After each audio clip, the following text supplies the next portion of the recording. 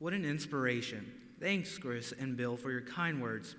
I now have the pleasure of introducing our keynote speaker, Kathleen Blatz. Ms. Blatz had a successful legal and judicial career, including serving as the Chief Justice of the Minnesota Supreme Court. Since retiring from the bench, she has been a key player in several government and public issues in Minnesota. She also serves on the board of directors for several nonprofit and for-profit organizations. When she isn't serving on the board, her passion is working on issues affecting abused and neglected children, especially those children in our Child Protective Service. Please welcome Ms. Blatz.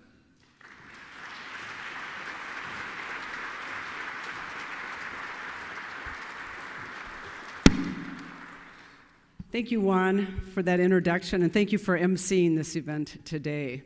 It's so great to be with all of you, to see scouts here and family members, and I really very much appreciate the invitation to join you. You may wonder, why is a judge addressing you this morning?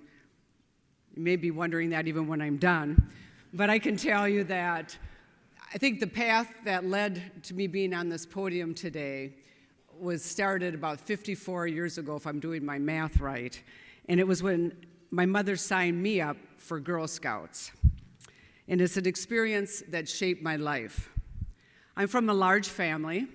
There are 7 girls and 2 boys, and we were close and remain close to this day. But regardless of how you do the math, it's still just 2 parents and 9 children. So in a way, I was born in a pack. And if you had any question about that, all you had to do was wait for your mother to call for you. And she wanted, let's say, one of the girls, one of my sisters, 7 of us. It would usually go something like this if she was calling for me. Mary, Jeannie, Camille, Anita, Sarah, Kathleen. And she said it was just the litany of the saints.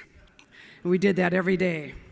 So Girl Scouts helped me break out of my family pack and join a group that was collectively focused on leadership, service, and character. Scouting opened up my world. People called me, first of all, by my name, was a big step, and they introduced me to camping and merit badges, and importantly, thin mints. My summers included several weeks at Girl Scout camps.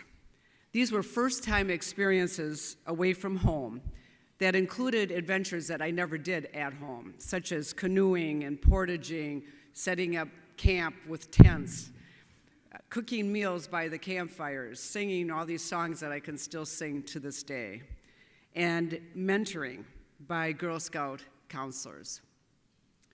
The importance of my scouting experiences during my youth cannot be overstated.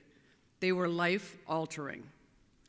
And that is what Northern Star Council offers children today: character and leadership development and connection.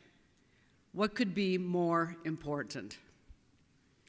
Connection and belonging are keys to a child's well-being. In fact, they're the keys to all of our well-being. Without both, the social fabric of a society is at a minimum frayed and can even be torn. Scouting's DNA recognizes this. Scouting connects children within the embrace of a unifying mission, while at the same time allowing for the expression of individuality. While members of a troop, Scouts choose areas of interest and demonstrate competency in them. When the requirements are met, Scouts earn a badge. And while doing so, they learn, they compete, and they serve others. Just this morning at the table I'm sitting with 3 Scouts, Matthew, Griffin, and Quinn. And I asked them, they can hardly stand up, they have so many badges on, their sashes here, but I asked them what was their favorite badge. And Emerson said bugling, and pointed out that it was one of the most rare badges earned in America. I think 300 and something a year, he said. Quinn started, stopped, and finished cooking. And I hope he appreciated his parents' cooking after making the effort to do that. And Matthew, citizenship and the nation. And I just point this out because it just shows within the embrace of the troop how individual badges can be sought after and the work that goes into it to reach that accomplishment. As a speaker at a BSA national convention said some years ago, most social service organizations seek to make the world better for kids. Scouting seeks to make kids better for the world. And all of this, of course, would not be possible without the Scoutmasters. Scouting's model of volunteer troop leaders is its lifeblood. The commitment of the Scoutmasters and the examples they set results in Scouting having a positive and often permanent effect on thousands of children every year. And these aren't just my words. They're backed up by the research. There was a study done at Tufts University, and they studied 2,000 children, with their sample being those that were in Scouting and those that were not in Scouting. And the study concluded that the longer the kids spent in Scouting, the higher the positive differential in character development, as measured by kindness, trustworthiness, helpfulness, obedience, and hopefulness. Other studies have focused on youth resilience and found that the primary predictors of resilience were close relationships with teachers and mentors, close relationships with a father or a father figure, and high levels of conscientiousness in a learning environment. Scouting offers all of this. In terms of the target audience for Scouting, the beauty of Scouting, in my view, and I think the view of many of us here in this room, if not all of us, is that it is not an either-or organization.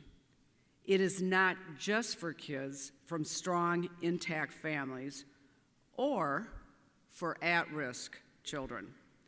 It accepts children where they are at, but does not leave them there.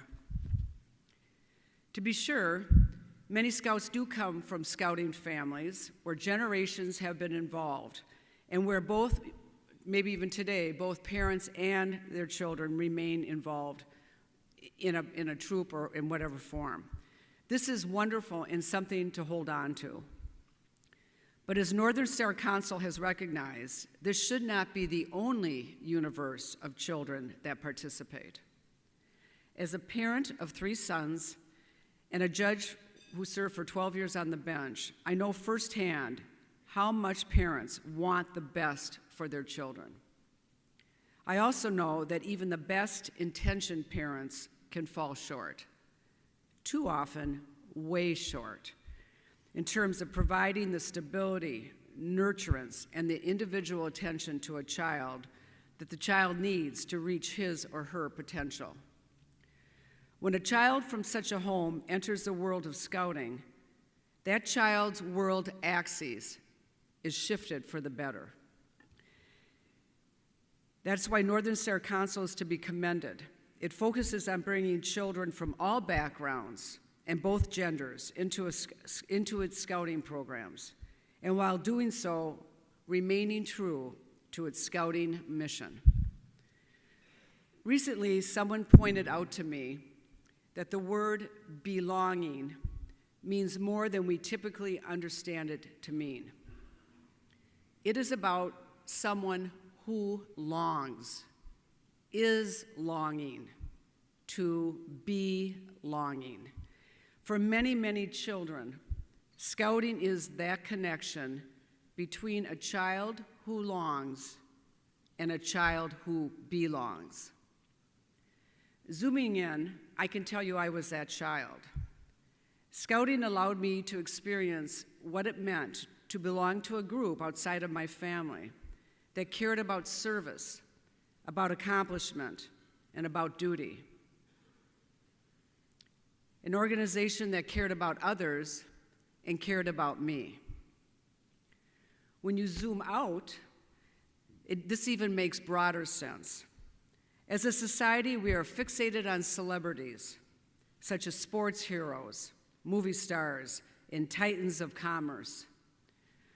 While many of these people are referred to as role models, the truth is that these celebrities do not profoundly touch many lives. They may interest us and at times amuse us, but impact on human lives happens at the retail level, not wholesale. What changes the arc of a child's life is commitment, a committed, loving adult who shows up as a family member, a teacher, a neighbor, or as a scout leader. We all know this to be true. Several months ago, I was a member of a group, I'm on a board, and we were interviewing finalists for a CEO position for an important Minnesota business.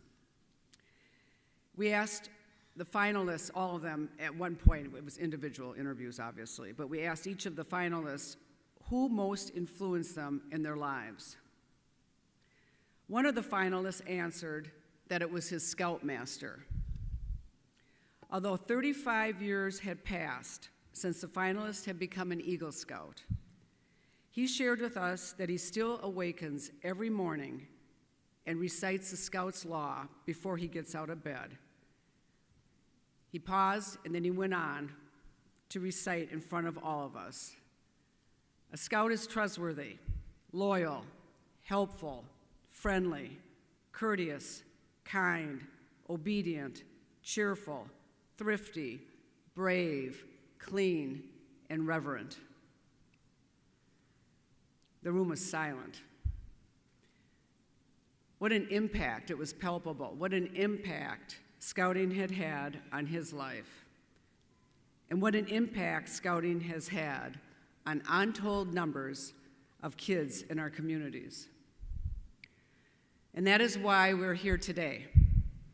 While we may not have been scouts or volunteers in the past, we can be supporters today. Regardless of our personal backgrounds or relationship with Scouting, we know that what Northern Star Council does matters to all of us. As the mayor of Minneapolis, Jacob Fry, said at a community breakfast last spring, the well-being of all of us depends on the success of each of us. Thank you, Northern Star Council, for making a difference in our collective well-being. Thank you all for being here today.